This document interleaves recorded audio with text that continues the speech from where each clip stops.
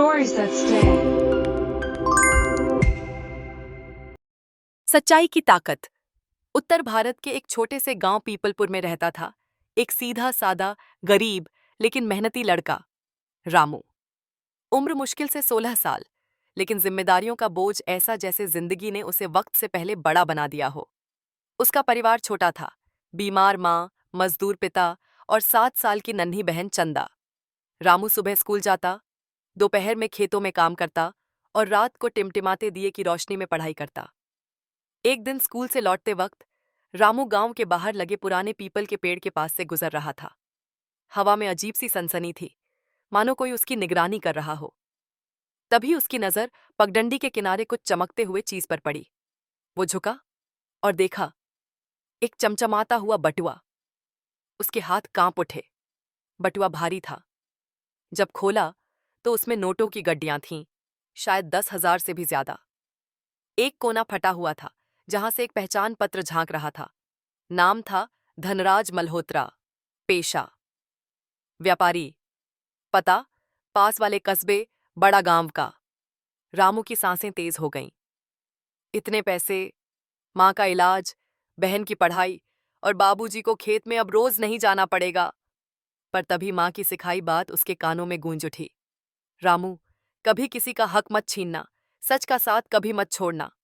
रामू का मन दो हिस्सों में बंटा हुआ था। एक तरफ जरूरतें थीं, दूसरी तरफ अंतरात्मा। लेकिन अगले ही पल उसने फैसला कर लिया। अगली सुबह रामू ने अपने पिता से झूठ बोला। स्कूल में कुछ जरूरी काम है, बड़ा गांव जाना पड़ेगा। पिता ने थकते हुए कहा, बेटा, पैसे तो हैं नहीं किराए के लिए।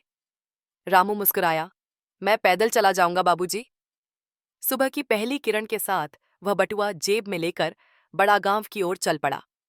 लगभग 12 किलोमीटर का रास्ता। आधे रास्ते में एक सुनसान जगह आई, जहां एक सफेद रंग की जीप रुकी।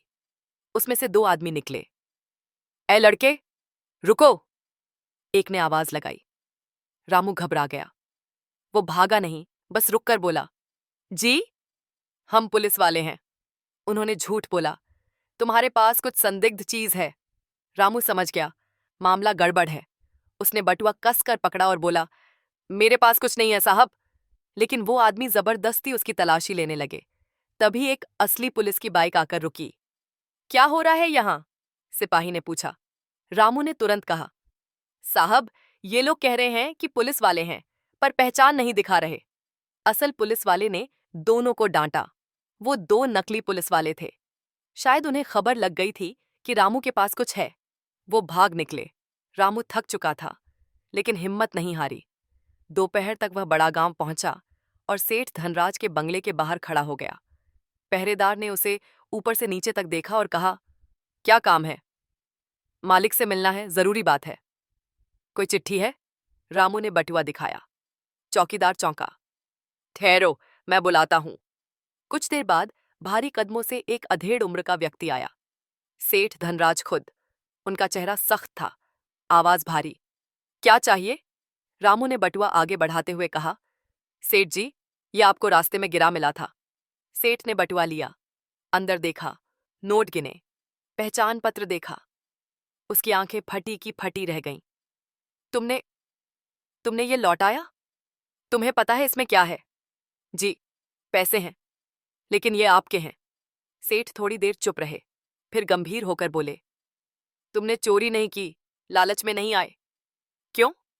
रामू ने कहा, मेरी माँ कहती हैं, सच से बड़ी कोई दौलत नहीं होती। सेठ धनराज ने रामू को अंदर बुलाया और चाय मंगवाई। उन्होंने रामू की बातें ध्यान से सुनी, फिर बोले, बेटा, तुम्हें शायद पता नहीं, ये बटुआ चोरी हुआ था और शक मेरे ही एक पुराने नौकर पर था, पर तुमने तो सब उलट पुलट कर दिया। रामू चौंक गया। मतलब? मतलब ये कि जो बटुआ तुम्हें मिला वो चोरी के बाद गायब हो गया था और तुम्हारे जैसे लड़के ने ईमानदारी से लौटा दिया। ये सबूत है कि अभी इंसानियत जिंदा है। सेठ ने पुलिस को बुलाया और उस नौकर को गिरफ्तार करवाया जिसने चोरी की थी और बटुआ रास्ते में गिरा दिया था। पुलिस और अखबारों में रामू की ईमानदारी की खबर फैल गई। गांव वापस आने पर लोग तालियां बजाते हुए रामू का स्वागत कर रहे थे। स्कूल में उसकी मिसाल दी जाने लगी। सेठ धनराज ने रामू के पिता को अपने गोदाम में स्थायी नौकरी दी और रामू की पूरी पढ़ाई का खर्च उठाने का वादा किया। रामू ने एक दिन अपनी माँ से कहा, अम्मा, आपकी दी हुई सीख ने हमें सब कुछ दिला दिया।